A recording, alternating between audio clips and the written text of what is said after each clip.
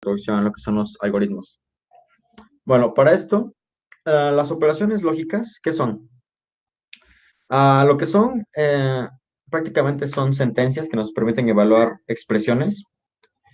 Dicho de otra manera, nos permiten evaluar un enunciado para saber su resultado. Y lo que nos va a permitir saber esto es simplemente dos cosas. Si lo que estamos diciendo en el enunciado es verdadero o si es falso. Una de esas dos. Como les comentábamos en la primera clase, las computadoras funcionan a través de unos y ceros. Entonces, prácticamente lo que ellos están, un uno representaría algo verdadero y un cero falso. Entonces, es por esto que son útiles conocer qué son las operaciones lógicas y cómo se relacionan.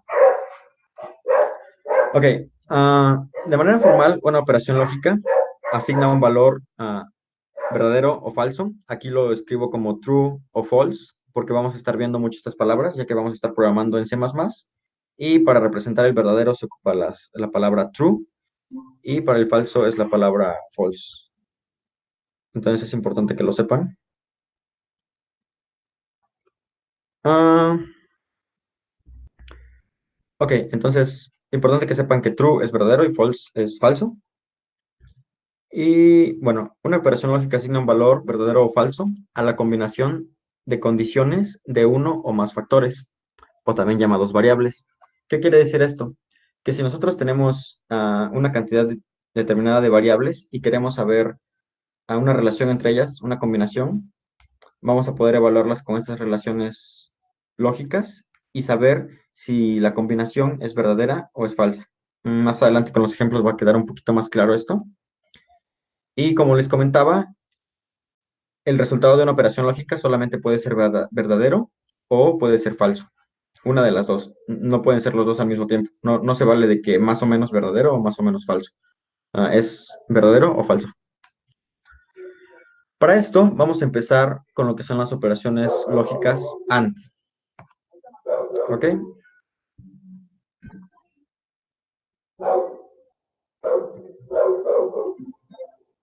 Bueno, las operaciones lógicas se rigen por lo que se llama tabla de verdad. Esta tabla de verdad representa ah, de manera sencilla la relación entre dos variables y cómo su valor va a determinar el resultado. Aquí tenemos la, la definición de la tabla de verdad AND y dice que si evaluamos dos condiciones, solamente van a ser verdaderas si ambas son verdaderas. ¿Qué quiere decir esto? Que si yo estoy evaluando dos variables, para que mi resultado sea verdadero utilizando la operación lógica AND, que significa y, las dos tienen que ser verdaderas. Dicho de otra forma, imaginémonos en el mundo real, digamos, alguna condición. Por ejemplo, el cielo es azul. Eso es verdadero. Y podríamos decir, no sé, el pasto es verde. Ambas cosas son verdaderas. Entonces, si yo digo, el cielo es azul y el pasto es verde, estoy relacionando estos enunciados a través de la palabra y, que en inglés es and, que es lo que tenemos aquí en esta tabla de verdad. Entonces, así es como se crean las relaciones. Y si se dan cuenta, eso es verdadero porque las dos condiciones, las dos sentencias del cielo es azul y el pasto es verde, las dos relaciones, esas dos sentencias son verdaderas. Entonces, si las juntamos, ambas son verdaderas a través de la palabra y.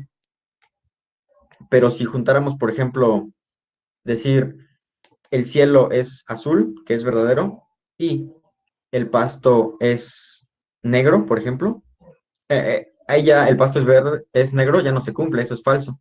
Entonces, al decir el cielo es azul y el pasto es negro, eso ya no es verdadero. Se convierte en falso por el simple hecho de que una de las dos es falso. Entonces, viendo aquí esta tabla de verdad, déjenme, viendo aquí esta tabla de verdad, tenemos las variables A y la variable B. La variable A lo que va a hacer simplemente es tomar un valor. A una variable, pues lo que hace simplemente puede ser, en algún momento puede ser puede tener un determinado valor y en algún momento puede cambiar ese valor. Entonces, lo que tenemos aquí es que A, cuando A vale 0 y B vale 0, lo que significa que A y B son falsos. Si los dos son falsos, el resultado de evaluarlos con AND es falso. Lo que quiere decir 0 y 0, o sea, falso y falso, es falso. Para la siguiente condición, tenemos 0 y 1. Falso y verdadero. Como uno es falso, eh, eso hace que la sentencia por sí sola sea falso. Entonces, 0 y 1 es 0. Para la siguiente es 1 y 0, que es exactamente lo mismo de 0 y 1, pero al revés. Tenemos que la condición también es falsa. Y para 1 y 1, también esta relación es falsa. Esta relación es verdadera porque ambos son verdaderos. Es decir, verdadero y verdadero nos da verdadero. La operación AND también se puede representar como una multiplicación. Por ejemplo, si multiplican 0 por 0, pues nos da 0. 0 por 1 nos da 0.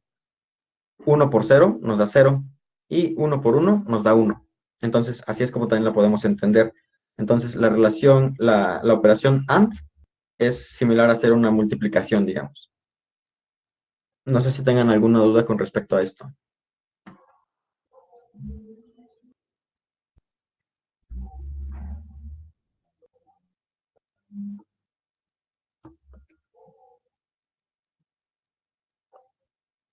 Ok, dice que no tiene duda.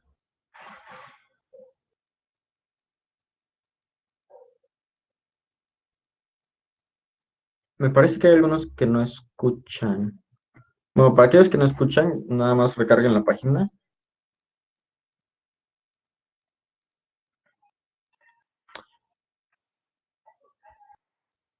Ok, bueno, vamos a continuar.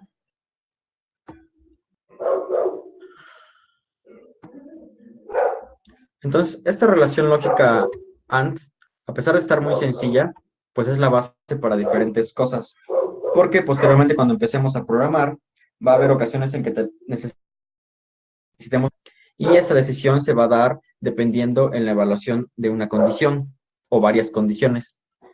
Por ejemplo, una relación muy simple podría ser preguntar si un número es mayor que otro. Esa sería digamos, algo muy básico que estaríamos evaluando. Y para esto es necesario conocer las operaciones AND, OR y NOT. Bueno, entonces la AND, como les dije, pues es prácticamente la tabla de verdad AND, que significa y, o sea, simplemente una cosa y otra cosa. Y bueno, vamos a pasar a la operación OR. Ok, la tabla de verdad OR, pues ya básicamente les comenté lo que era una tabla de verdad. Y el enunciado de la operación lógica OR es que cualquier valor debe ser true para que el resultado sea true. ¿Qué quiere decir esto? Que cualquier valor de las variables, de las condiciones que se estén evaluando, si cualquiera de ellas es verdadera, eso hace automáticamente el enunciado verdadero. Es como si estuvieran decidiendo entre tomar diferentes cosas. Imaginemos que tenemos un conjunto de, digamos, dos bolsitas y una de ellas tiene un enunciado verdadero y un enunciado falso. Entonces, si para hacer válida la condición OR, simplemente basta con que tomemos una. Entonces, si alguna de esas bolsitas, digamos, tuviera un enunciado verdadero, tomamos esa y ya. Eso es el enunciado verdadero. Y si ninguna de ellas tuviera algo verdadero, pues eso ya nos limita y ya no puede ser verdadera la condición. Entonces, la tabla de verdad nos dice que tenemos la variable A y B de nuevo, evaluadas a través de la operación OR. Si tenemos 0 o 0, ¿qué quiere decir esto? Que falso o falso nos va a dar falso porque no hay de dónde sacar algo verdadero. Entonces eso nos da falso. Por eso es 0 o 0, 0. Y para las siguientes, como ya tenemos un 1, siempre nos van a dar un 1. 0 o 1, 1. 1 o 0, que es lo mismo que lo anterior, pero al revés, nos da también 1. Y finalmente 1 o 1 nos da también 1. Entonces, de esa manera tenemos la evaluación de condiciones y la operación OR, o en español, básicamente se puede representar también como una suma. Entonces, si tenemos aquí 0 más 0, pues nos da 0. 0 más 1 nos da 1. Y 1 más 0 nos da 1 también. Y aquí 1 más 1 sería 2, pero como no tenemos dígitos binarios y como ya 1 más 1 ya sería verdadero, lo representamos simplemente como 1. ¿Ok? Entonces esa es la tabla de verdad OR. Se la estoy poniendo tal cual aquí, las cosas que dice true y OR y lo de anterior AND, porque posteriormente cuando empecemos a programar, muchas de las instrucciones están en inglés. Entonces es importante que sepan un poquito de estos términos para que a la hora de cambiar al código no tengan ese conflicto en que lo aprendieron en español y después al cambiarlo a inglés como que se confunden. Entonces mejor desde ahora lo ponemos directo en inglés. No sé si tengan alguna duda con la tabla de verdad OR. Ah,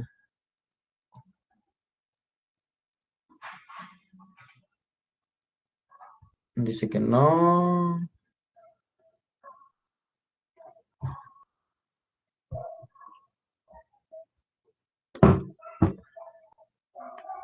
Dice José Ángel Zabaleta que sí es como una simple suma.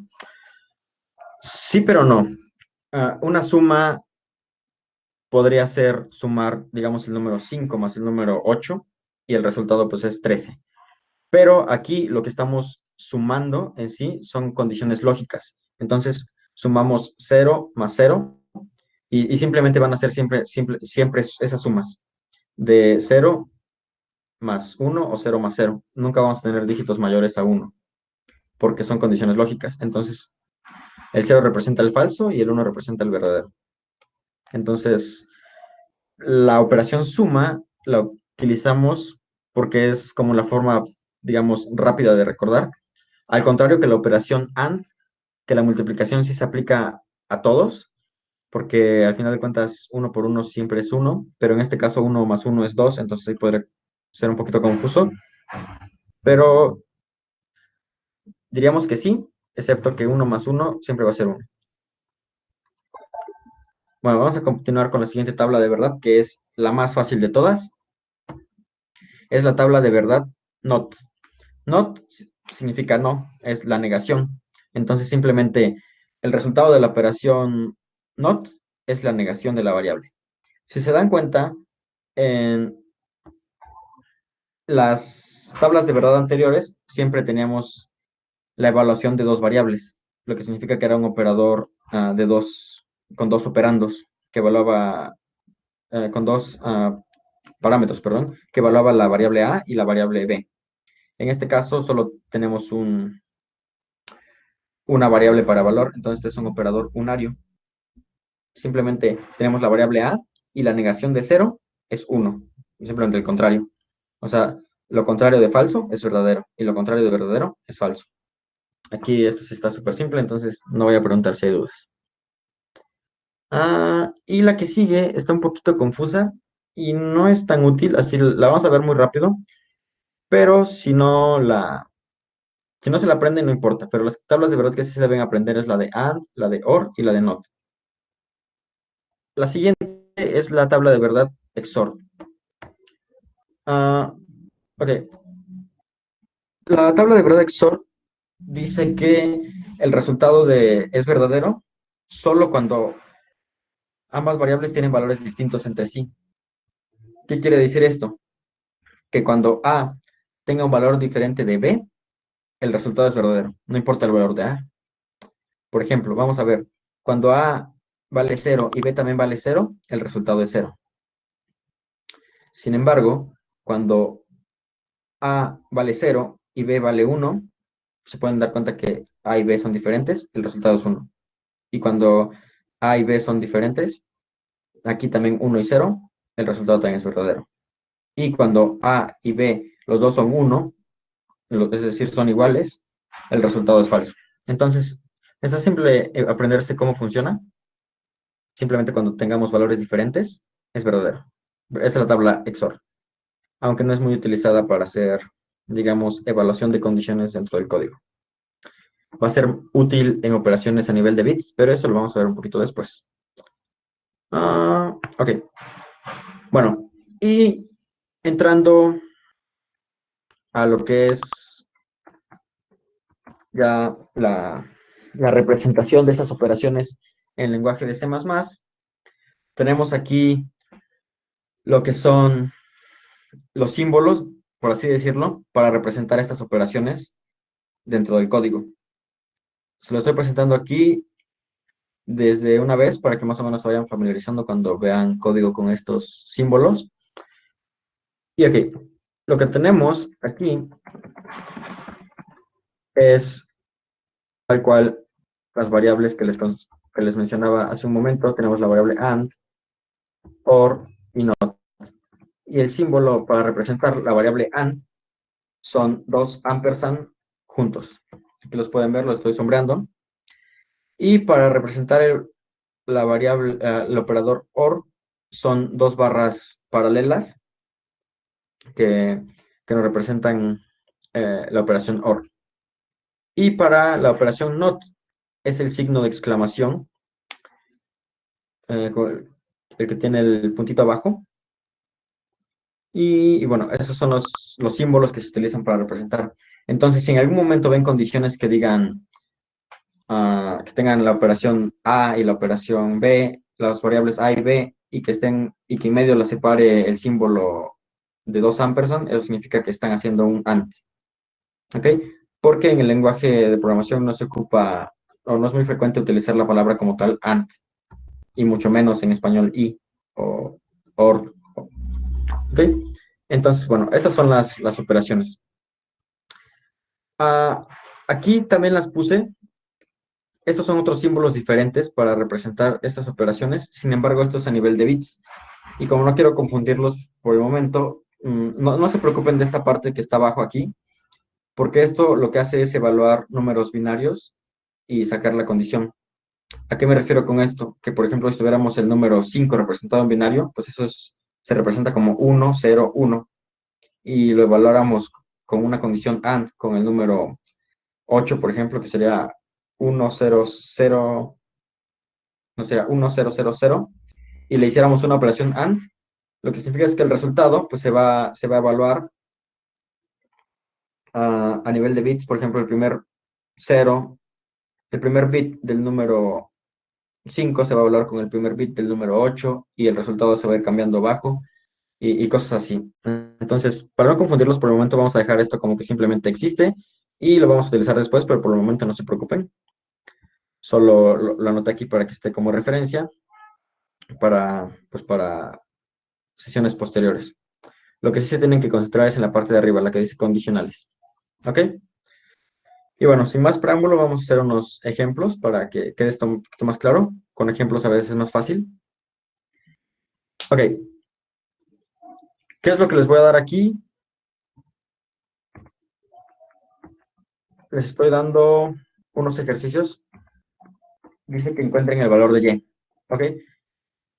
Aquí tenemos una expresión que dice y es igual a and b. Y tenemos arriba cuál es el valor de la variable a y cuál es el valor de la variable b. Entonces quiero que me digan cuál es el valor de cada una de estas expresiones. Esta sería la 1, 2, 3 y 4. 3, 4. Entonces, a ver, quién dice yo para resolver esto?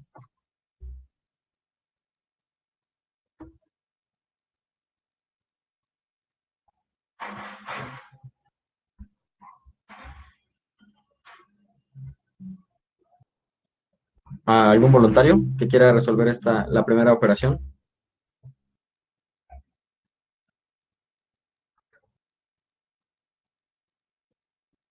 Ok, no tenemos voluntarios. Bueno, ok. Ahora dice que la primera es true.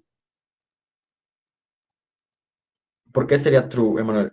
Si tienes micrófono, ¿podrías explicarnos por qué llegaste a esa conclusión?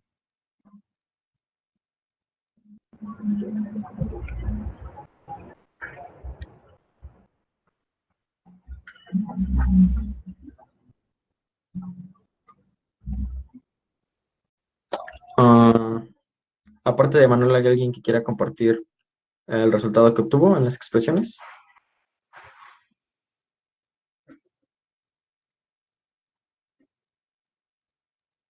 Demian dice que el primero es false.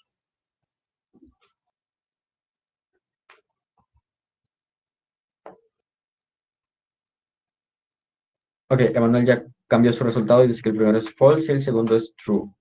Bueno, Alexander igual dice que el primero es false. De acuerdo. Sí, muy bien. Y es cierto, el primero es falso y el segundo es verdadero. ¿Por qué? Porque la variable A vale true y la variable B vale false. ¿Esto qué quiere decir? Que es A verdadero y falso, es falso. Entonces, Y en este caso es falso. ¿Ok? Entonces el resultado en esta es falso. Para la segunda, es una operación OR, lo que quiere decir que A verdadero o B falso, lo que voy a hacer es tomar el verdadero. Entonces, la respuesta es true, es verdadero. Y para las siguientes, Emanuel dice que el 3 es true. Para esto, como pueden ver, aquí agrupé la operación utilizando paréntesis. Eso quiere decir que, como en matemáticas, igualmente aquí las mismas reglas se aplican al utilizar paréntesis. Las operaciones se evalúan de izquierda a derecha y los paréntesis primero. Entonces, primero hay que sacar el valor de la expresión que está entre paréntesis. Y si tenemos que A y B es exactamente lo mismo que el ejercicio 1, sabemos que eso es falso. Y dice falso o A, que es verdadero. Entonces, falso o verdadero nos va a dar verdadero. Entonces, la expresión 3 es verdadero. En el caso de la última, ¿qué pasa con la última? A o B es exactamente lo mismo que como tener la expresión de la 2, que ya sabemos que es true. Entonces, si esta parte de aquí es verdadero, verdadero y B, que es falso, verdadero y falso, nos va a dar falso. Entonces tenemos false. Perfecto. Creo que no hubo mayor problema igual con sus respuestas. Vi que muchos de ustedes las hicieron bien. Entonces vamos al siguiente ejercicio. ¿De acuerdo? El siguiente ejercicio es un perrito. ¿Ok?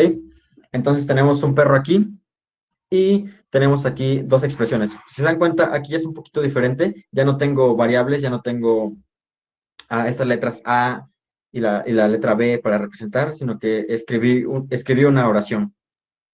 Entonces escribí, mascota es perro, and mascota es café. ¿Cuál es el resultado de esta operación? Con base en la foto que tenemos aquí al ladito. A ver, la voy a poner aquí abajo.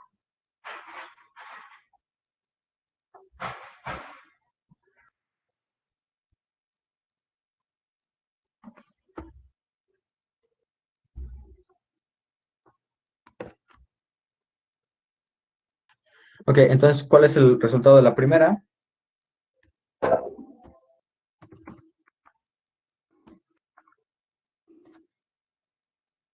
Sí que es true. Y eso es cierto, es true, porque si ven aquí el perrito, si es un perro, mascota, entonces es un perro, y si es café, entonces ambas condiciones son verdaderas. Eso quiere decir que en sí el enunciado es verdadero. En el segundo caso dice mascota es gato, que es falso, y mascota es café, que es verdadero. Están unidos por un and. Entonces, falso y verdadero, falso. La dos es falso. Y la tercera, mascota es gato o mascota es café. Entonces la primera es falso y la segunda es verdadero. Entonces el resultado es verdadero. Entonces la primera dijimos que era true, la segunda dijimos que era false y la tercera dijimos que era true. No sé si tengan alguna duda con esto. Está, la verdad, bastante intuitivo, ya que vemos las operaciones un poquito así, pues está más fácil de ver. Ok, qué bueno que estén, digamos, sin dudas. Ah, T1, F2, T3, ok, true, false, true. Ok. Bueno, vamos a continuar con lo siguiente. Una vez que ustedes ya vieron cómo se evalúan las expresiones, esto nos va a poder permitir tomar, digamos, decisiones, tanto para oraciones como en el ejemplo que estamos mostrando aquí, pero seguramente en el lenguaje de programación, los ejemplos que van a ser más comunes van a ser como el siguiente. Les voy a poner otro ejercicio y en este caso el ejercicio es,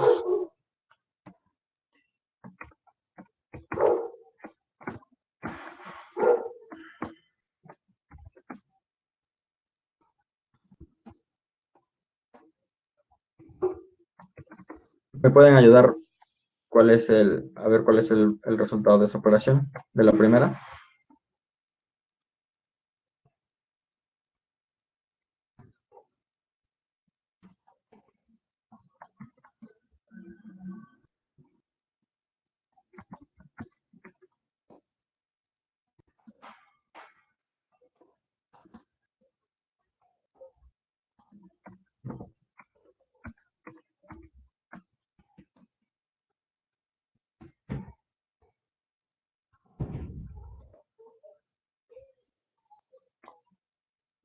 Ok, Emanuel, todos coinciden en que la primera es falso. 5 mayor que 3, verdadero. 8 menor que 7, falso. Están unidas por el operador AND, entonces esto es falso. False. Muy bien. La segunda dicen que es verdadero. Vamos a ver, 7 menor que 9, sí, y 9 menor que 11, de acuerdo, es verdadero. Y la última, 10 mayor que 5, es verdadero, o 6 mayor que 8, eso es falso, pero como tenemos una condición verdadera, esta operación ya se cumple, y esto es true.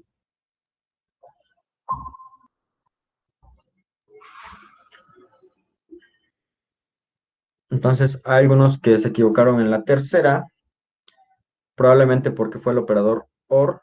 Solamente recuerden en la tabla de verdad, para el operador OR, basta con que una condición sea verdadera para que todo el enunciado sea verdadero. Entonces, en este caso, 10 mayor que 5 es verdadero. Entonces, está unido con un operador OR. Entonces, hace que el tercero sea verdadero. ¿Alguna duda con este último ejercicio del ejemplo? El ejemplo 3. Creo que varios varios dijeron que era false.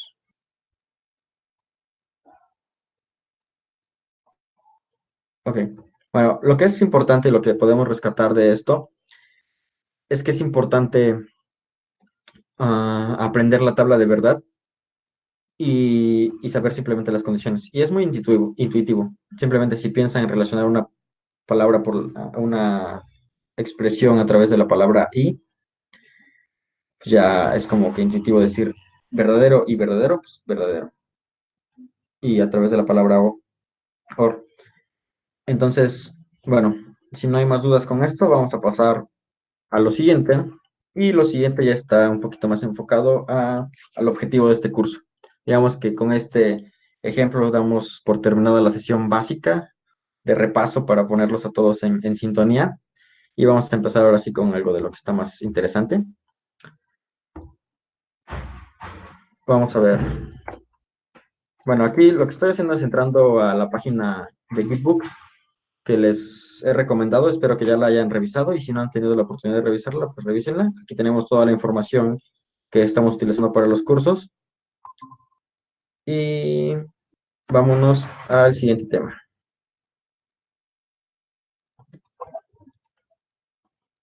Ok, el siguiente tema es de algoritmos. Aquí hay mucho texto, pero voy a tratar de resumirlo en algo muy sencillo, utilizando ejemplos. Entonces, ¿qué es un algoritmo? Empecemos por definir qué es un algoritmo. Bueno, antes de que empecemos a definir qué es un algoritmo, vamos a hablar un poquito de por qué es importante aprender algoritmos. Resulta que nosotros vamos a aprender a programar y la programación es para nosotros una herramienta. La computadora es una herramienta para nosotros. Pero las ideas de qué hay que hacer y cómo se debe de hacer salen de nosotros. Nosotros somos los que le decimos a la computadora qué es lo que va a hacer. Y para estructurar nosotros nuestras ideas, no podemos simplemente escribirlas en la computadora como un enunciado de, pues, haz esto y ya. No. Hay que escribirlo de una forma, de un procedimiento estructurado, y para esto nos van a ayudar lo que son los algoritmos. El primer paso para resolver un problema es entender el problema. Y una vez que lo entendemos, hay que planear la solución. Y para planearla, vamos a utilizar un algoritmo. Un algoritmo no es nada más y nada menos que un procedimiento.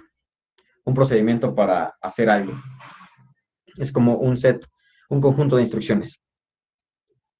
¿Qué nos va a decir un algoritmo? Nos va a decir qué hacer, en qué orden hacerlo y qué recursos utilizar, cómo hacerlo. En nuestra vida diaria hay muchos ejemplos de algoritmos que seguimos, aunque no los identifiquemos con esa palabra como tal. Por ejemplo, el procedimiento para preparar una comida, que le llamamos receta, es un algoritmo. ¿Por qué? Porque nos dice cuál es el primer paso, cuál es el segundo paso, etcétera. Eso es un algoritmo. Entonces, ¿qué nos dice un algoritmo? Importantísimo. Uno, las acciones a ejecutar. Y dos, el orden en que se ejecutarán estas acciones. Eso es un algoritmo. Así de simple. Aquí viene la definición un poquito más formal, que dice que es una secuencia de pasos lógicos para realizar una tarea. Y una de las cosas que me gustaría que les quedara muy, muy en claro y que les va a ser muy útil es que un algoritmo no tiene nada que ver con un lenguaje de programación. Es decir, como les ponía el ejemplo de la receta, esa receta, por ejemplo, la receta de hacer pay de queso, no sé, la pueden utilizar aquí en México, así como personas en otro estado diferente de México, en otro país, la receta siempre va a ser la misma. Eso significa que independientemente de la persona que lo esté haciendo, en el lugar donde lo esté haciendo, el algoritmo siempre va a ser el mismo.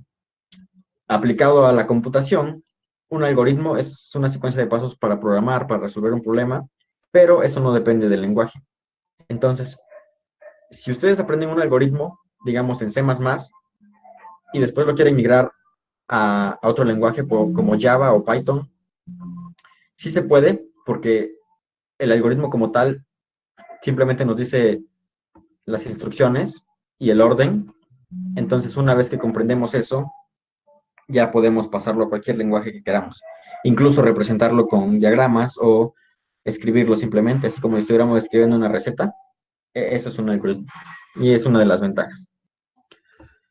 Características importantes de un algoritmo.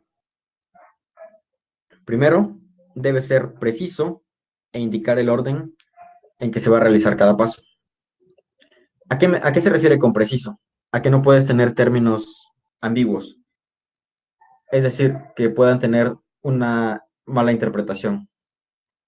Digamos que en una receta, ¿qué pasa si tú dices, agrega 100 mililitros de, no sé, de aceite? Eso es muy preciso. O, por ejemplo, agrega una cucharada de sal o agrega 100 gramos de sal. Eso es algo preciso. Pero si estamos hablando de agregue sal al gusto, eso ya no es preciso, porque al gusto, pues alguna persona puede agregar mucha, alguna persona puede agregar poca. Entonces, el resultado de ese algoritmo ya no va a ser el mismo. Es por eso que debe ser preciso, primero que nada. E indicar el orden. No puedes primero decir, ah, ponga a calentar la olla. No puedes decir primero eso, en lugar de, y al final, ya que esté súper caliente, agregar los ingredientes o algo así. Y al final, no sé, eh, agrega aceite, por ejemplo. Porque es claro que primero sería calentar la olla, agregar aceite y luego agregar los ingredientes. Sería un paso, ¿no? Eso está ordenado. No es lo mismo que decir simplemente calienta la olla y en algún momento agrega el aceite y se te olvidó decir en qué orden iban los pasos, entonces es por eso que debe ser ordenado. 2. Un algoritmo debe estar bien definido. ¿Qué quiere decir esto? Que si se sigue un algoritmo 2 veces, se debe obtener el mismo resultado cada vez. Es decir, todas las operaciones que estén definidas deben ser muy claras y explícitas para que cualquier persona que lo siga, cualquier vez que se ejecute, el resultado sea el mismo. No se vale que, por ejemplo, si hacen una receta el día lunes, le salga un pastel y si la hacen el día martes, le salga algo diferente, ¿no? Entonces, siempre tiene que ser lo mismo. Ese es un algoritmo, una característica que debe estar definido. Otra de las características importantes es que debe ser finito. ¿A qué se refiere con que debe ser finito? Pues simplemente que debe terminar en algún momento. O sea, no pueden dejarlo corriendo por siempre. No pueden, por ejemplo, decir en la receta de cocina, no sé, y calienta el platillo por el tiempo que sea. Y después vuelve a calentar, y después vuelve a calentar, y después, y después, y después, y así por siempre. Eso no se puede porque al final de cuentas el algoritmo nunca va a terminar y no tenemos el resultado que esperábamos. Entonces el resultado, el algoritmo debe ser finito. Dejando ya un poquito las características, vamos a poner otra de las partes importantes de un algoritmo. Un algoritmo se compone de 3 partes importantes, que es la entrada, el proceso y la salida. ¿A qué se refiere la entrada? La entrada no es nada más y nada menos que la entrada de datos. Necesitamos ingresar datos al sistema para poder procesarlas. Una vez que tenemos las variables ya ingresadas, necesitamos procesarlas, hacerles algún procedimiento y una vez que las hayamos procesados, dar una salida. Por ejemplo, la entrada es algo que el usuario le da a la computadora lo procesa y la salida es el resultado que se le entrega al usuario. Y tenemos aquí como entrada, ejemplo, tenemos para la receta sería, ¿cuáles son nuestra entrada? Son los ingredientes y los utensilios que ocupamos. El proceso es la elaboración de la receta de cocina. La salida es la terminación del plato. O sea, es decir, el resultado, cuál es el platillo. Por ejemplo, aquí dice cordero, por ejemplo, pastel, ¿no? Entrada pues, sería harina, huevos, leche, etcétera.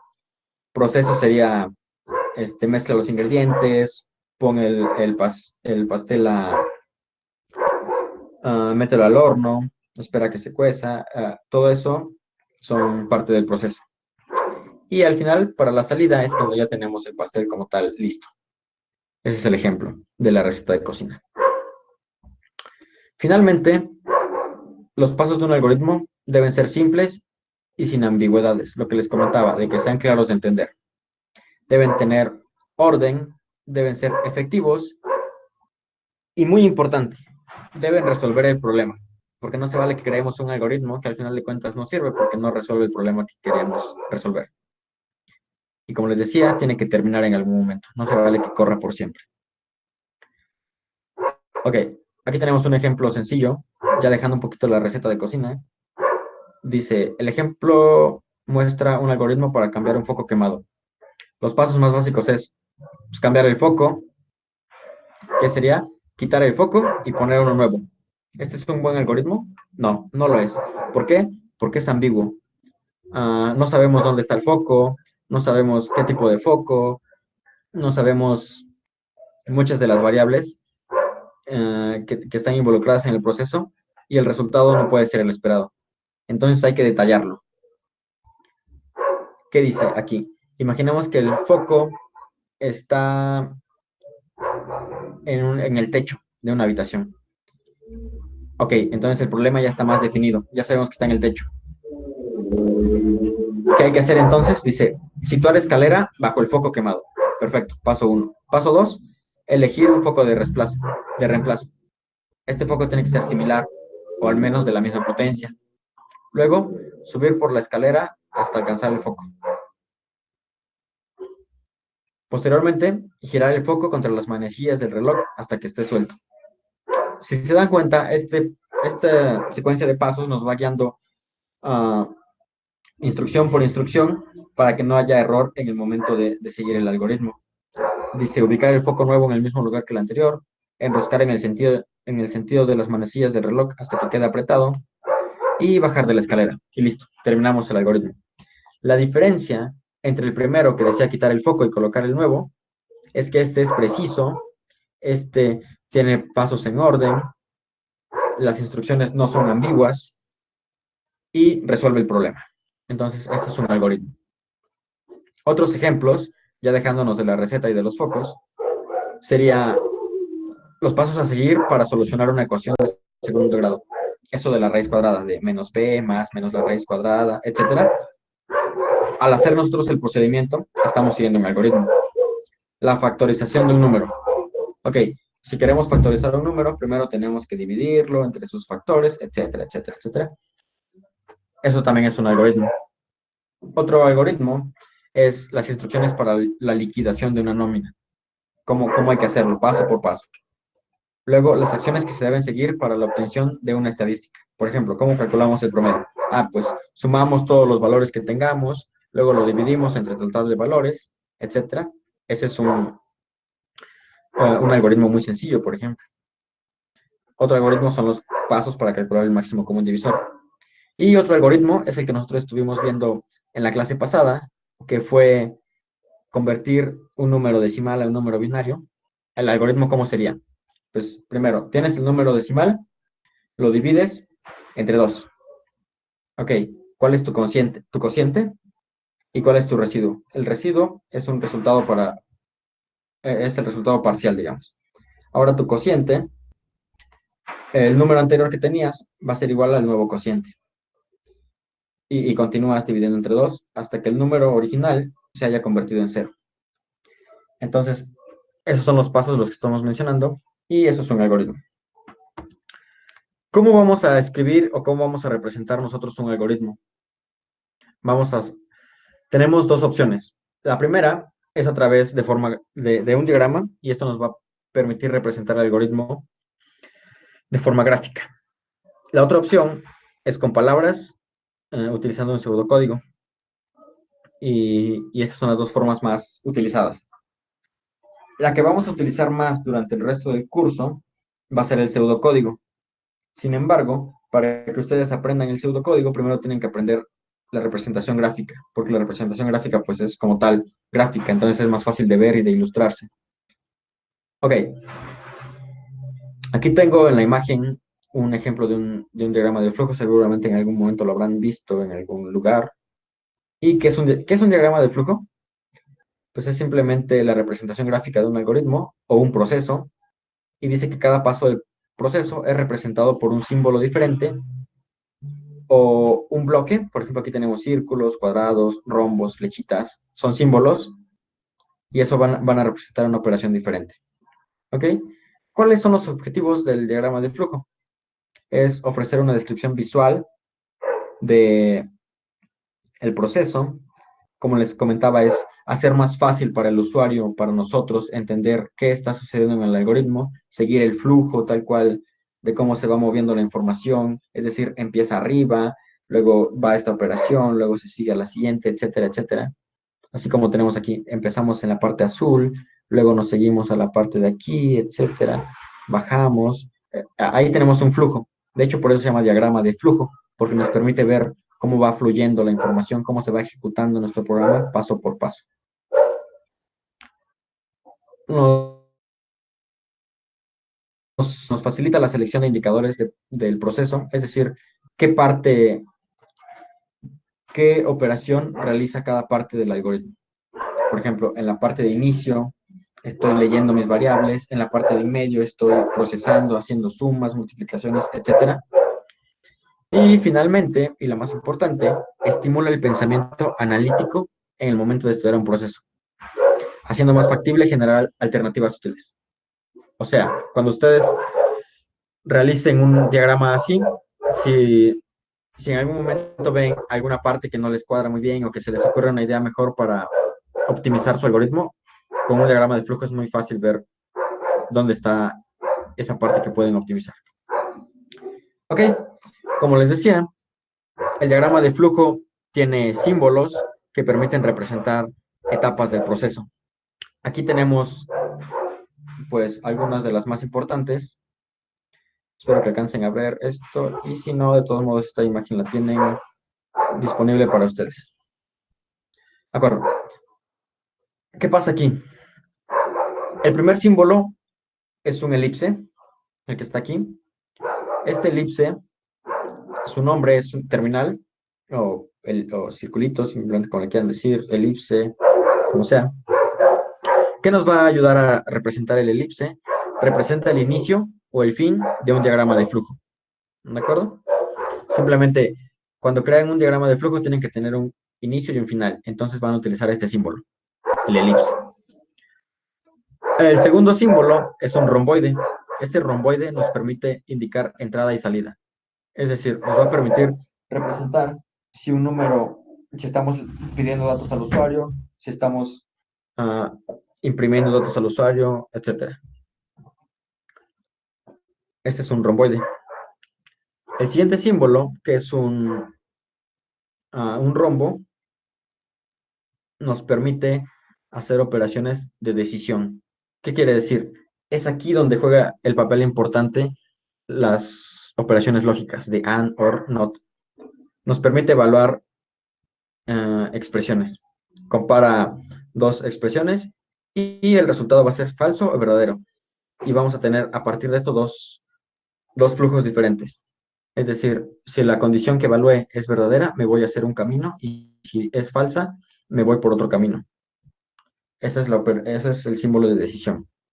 En la parte del proceso, el proceso lo que tiene que hacer es simplemente, es la parte, digamos, pues más importante, porque es ahí donde se están realizando las operaciones, todas las operaciones algebraicas, etcétera, lo que sea, relacionales, algebraicas, sumas, restas, multiplicaciones, todo eso va a pasar en el bloque de proceso.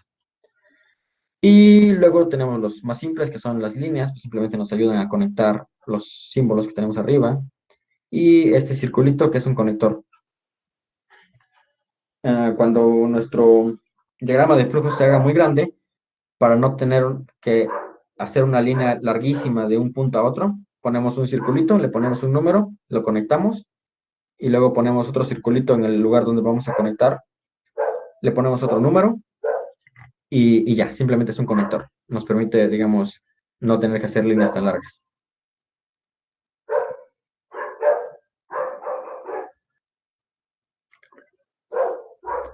Ok, vamos con lo siguiente. Tenemos unos ejemplos aquí.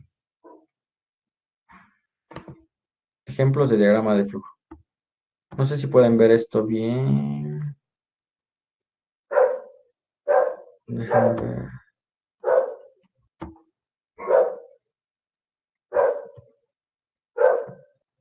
Ok, este es un ejemplo muy sencillo. Aquí, como pueden ver, nos faltan dos bloques importantes, que es el del inicio y el final. El del inicio iría arriba de donde dice la lámpara no funciona, y el de final iría abajo de donde dice comprar nueva lámpara. ¿Ok? Entonces, simplemente tenemos, la lámpara no funciona, baja el flujo de la información. Aquí hay una decisión. Dice, ¿está enchufada la lámpara? Esta, como ven, es una operación de decisión. Esta simplemente está evaluando una condición. ¿Enchufada la lámpara? ¿Sí o no? Si no, entonces el resultado es enchufar la lámpara. Es el proceso, lo que tenemos que hacer. Y aquí nos está dando lo que tenemos que hacer. Y si la lámpara sí está enchufada, entonces dice, ¿está quemada la ampolleta? Sí, entonces hay que cambiar la ampolleta. De lo contrario, si la ampolleta está quemada, dice quemada la ampolleta, no, entonces hay que comprar una nueva lámpara, y fin. Ese sería uno de un ejemplo muy, muy simple de cómo funciona un diagrama de flujo. Un ejemplo un poquito más completo lo tenemos aquí. Este ejemplo está un poquito mejor. Aquí sí tenemos inicio y aquí sí tenemos fin. Entonces vámonos al inicio. Dice, introduzca dos valores distintos. Este símbolo raro que se ve aquí con una curvita abajo es como se representaría el romboide, simplemente que este diagrama está un poquito... este símbolo también es común utilizarlo en lugar del romboide para la entrada de datos, entonces es válido. Dice, introduzca dos valores distintos. Entonces, el usuario los va a introducir aquí en este romboide. ¿Y qué va a pasar? Está introduciendo el valor A y el valor B. ¿Ok? Aquí tenemos una operación de comparación. Dice A es igual a B. Sí. Como son iguales, entonces nos vuelve a pedir introduzca dos valores distintos. Y si vuelvo a introducir los valores iguales, me va a decir de nuevo introduzca dos valores distintos y me quedaría aquí hasta que esta condición sea falsa. A igual a B, falso. Ok. Si es falso, entonces me iría para acá abajo. Entonces dice A es mayor que B. Sí. Si se cumple esa condición, me iría para acá. Entonces diría A es mayor. Y si no se cumple, me voy para acá y dice B es el mayor. Y finalmente me voy aquí, a donde dice fin. ¿De acuerdo? ¿Qué pasa? Entonces, imaginemos que yo introduzco el valor 5 para la letra A y 10 para la letra B. ¿A es igual a B? No. Ok, puedo continuar por aquí. A es mayor que B. 5 mayor que 10. No. Entonces me vengo para acá. Dice B, que vale 10, es el mayor. Y fin. Así es como funciona un diagrama de flujo. Y bueno, es útil para representar un algoritmo. Este simplemente está decidiendo quién es el número mayor. Esa es la utilidad de este algoritmo. Ok. ¿Tienen alguna duda hasta ahorita? Sé que es un poquito de bastante información de golpe. No sé si tengan alguna duda.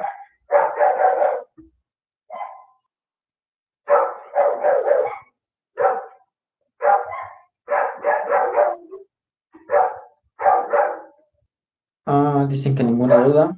Ok. Como ya nos estamos quedando cortos de tiempo, les voy a presentar un ejemplo rapidísimo de lo que había creado y luego vamos a continuar con lo demás. Déjenme ver nada más.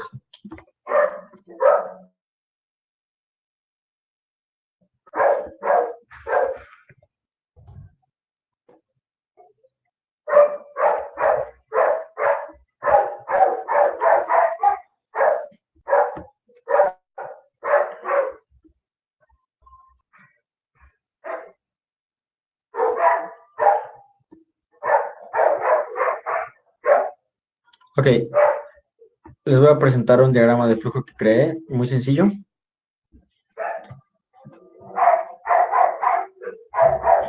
Ok, ¿qué hace este algoritmo?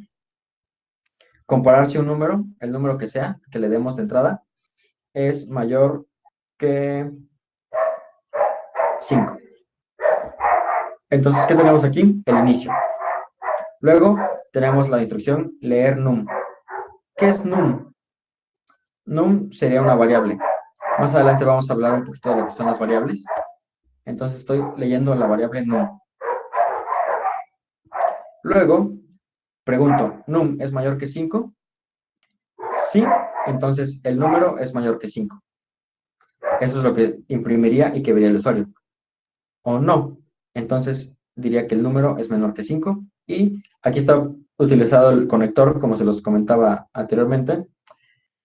Es importante el conector. ¿Por qué? Porque si no, aquí tendría que unir esta flecha con esta otra flecha y llegar aquí al fin. Y los diagramas de flujo, una de las características es que solo tienen una entrada, como lo pueden ver aquí. Cada bloque solo tiene una entrada y la salida debe llegar a un mismo punto. Aquí, como en el fin, que llega la salida al fin. Entonces no se vale que ponga yo una flecha directa aquí a fin. Eso no se vale. Como hacer esto, por ejemplo. Eso estaría mal, porque pues no estaría respetando la condición de un diagrama de flujo. Los diagramas de flujo son un poquito útiles, digamos, para empezar a programar con algoritmos simples. Digamos, este algoritmo está muy simple, es fácil de entender, si el número es mayor que 5, y ya tenemos nuestro resultado. Se vuelven un poquito tediosos cuando nuestro algoritmo ya está muy complejo, pero para empezar, es bueno utilizarlos. Les voy a mostrar otro poquito un programa que creé también aquí. Esta aplicación se llama Flow Algorithm y nos permite pues, no solo crear diagramas de flujo, sino que también ejecutarlos. Entonces, por ejemplo, aquí lo que tengo yo, ah, como les decía, es importante que aprendan un poquito de las expresiones en inglés, porque hay unos softwares que pues, están en inglés, entonces como este. ¿Qué tenemos aquí? Tenemos nuestro inicio y nuestro programa principal, que dice main. Luego estamos declarando nuestra variable número. Este bloque, no se preocupen por él, no lo hemos visto, pero bueno, simplemente es decir que voy a utilizar una variable num. No lo tomen muy en cuenta ahorita. Nos pasamos al romboide, que significa que le vamos a pedir un dato al usuario. Y dice input num, que se traduciría como entrada número, o sea, leer número, tal cual como el algoritmo de aquí, leer número. ¿Ok? Luego dice número menor a 5. Si es falso, entonces imprimo que el número es mayor. Y si es verdadero, entonces imprimo que el número es menor. ¿Ok? Entonces vamos a ejecutar este a ver qué pasa. Como les decía, la ventaja es que se puede ejecutar también aquí. Ah, vamos a ejecutarlo. Me está pidiendo un número, le voy a dar el número 8. Y me dice, ¿sabes qué? Ese número es mayor. ¿Qué pasa si yo lo corro de nuevo con el número 2? Dice, ese número es menor. ¿Ya vieron? Entonces, esta es una de las ventajas de los diagramas de flujo que nos permiten representar algoritmos de forma muy sencilla. Vamos a ver un ejemplo un poquito más complejo.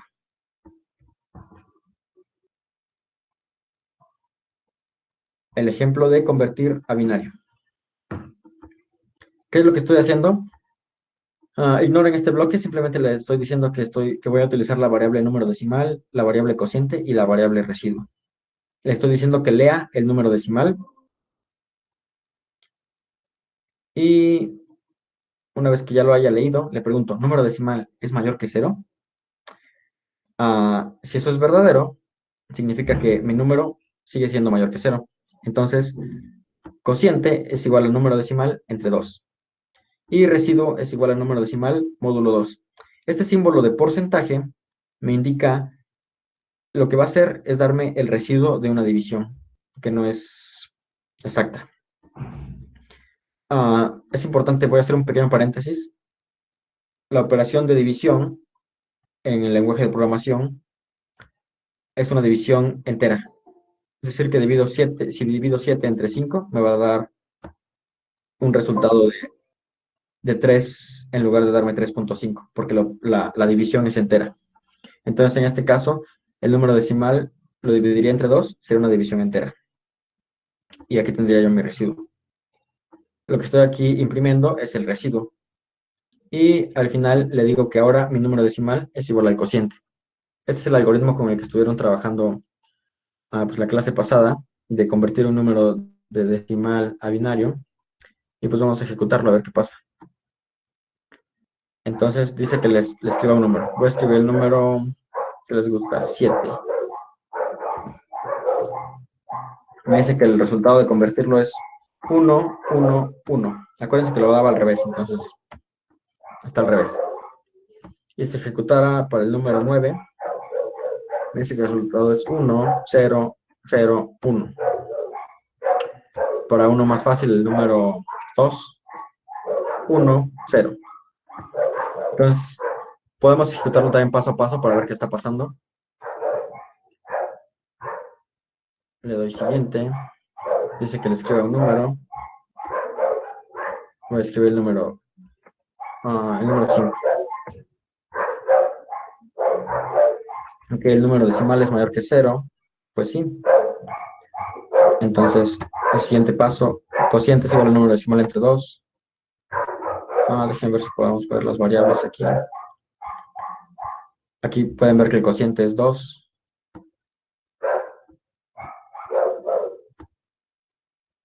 Ok. Ok, el cociente es 2. Y si seguimos con el siguiente paso, ahora el residuo es 1. Entonces me voy a imprimir ese valor 1. Luego para el siguiente paso, el número decimal ya cambió su valor, se igualó al cociente. Ahora el número decimal es 2. Número decimal entre 2 va a ser 1. Y el residuo de la operación es 0. Entonces tenemos el resultado 0. Y ahora el número decimal es igual a, el número es igual al cociente. Tenemos el 1 aquí. Continuamos. ¿Qué sucede ahora? 1 entre 2 nos va a dar 0. El cociente es 0. Y el residuo, 1 entre 2, 0. Y sobra 1. Entonces nos queda el 1. Imprimimos el 1. Número decimal es igual a 0. Entonces esta condición va a ser falsa. Entonces se va a venir al final. Y listo. Ya terminó. Ah, Esto puede ser un poquito confuso ahorita, porque apenas estamos aprendiendo a ver algoritmos y este software en sí está un poquito complicado por las palabras, las expresiones que tiene. Entonces, lo más importante que tienen que rescatar del día de hoy es cómo funciona un algoritmo, qué es un algoritmo y cómo se representa utilizando la representación gráfica de un diagrama de flujo. Eso es lo más importante. Entonces, de tarea, lo que van a hacer, porque ya nos quedamos cortos de tiempo, es implementar este mismo algoritmo que yo les planteé aquí, en esta parte, leyendo la información pues, que está aquí de qué es un diagrama de flujo, cómo se utiliza, utilizando los símbolos, implementar un diagrama de flujo simple que nos diga esto. Y un diagrama de flujo también que nos permita pedirle al usuario, eh, vamos a sacar el área de un triángulo, entonces que le pida al usuario la base, la longitud de la base y la altura. Entonces luego aplicamos la fórmula de base por altura sobre 2 y que nos dé el área del triángulo. ¿De acuerdo? Mm, no sé si hay alguna duda. Probablemente sí, porque bueno, está un poquito complejo este tema.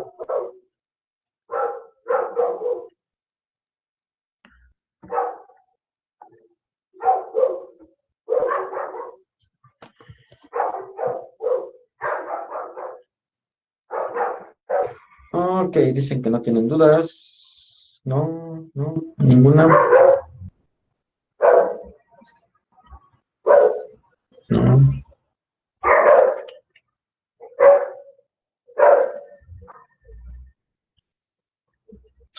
¿Alguna duda con lo que hay que hacer de tarea de implementar el diagrama de flujo?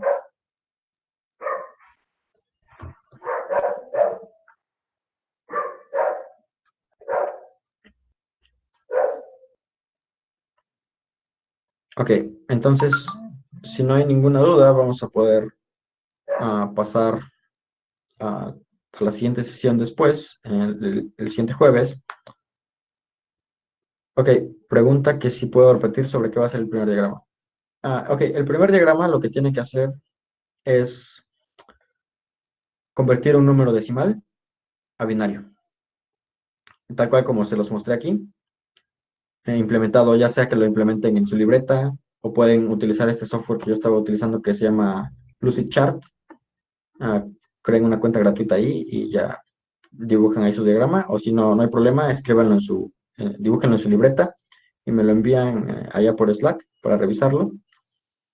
Ese es el primer diagrama, convertir de un número decimal a un número binario. Y el segundo diagrama es calcular el área de un triángulo, pedirle al usuario la base, la altura e imprimir el resultado al final. Es tal cual la tarea. Ah, Les recomendaría que estudien un poquito acerca de esto de los diagramas de flujo, porque esta sesión pues fue muy rápida y, y si tienen más dudas, pues para la siguiente lo retomamos y si no, continuamos con lo siguiente que sería pseudocódigo. Pseudocódigo es hacer lo mismo, representar un algoritmo, pero en lugar de utilizar bloques, ya utilizaríamos palabras. Antes de pasar al código, es prácticamente el último paso antes de pasar al código. Y bueno, pues de mi parte sería todo. En Slack les voy a igual a escribir la tarea y pueden consultar. Ahí les voy a dejar también enlaces para el software que estuve utilizando en esta ocasión. Y sobre todo consulten la página de Gitbook, donde está toda la información. Entonces, si no hay más dudas, de mi parte es todo y muchas gracias.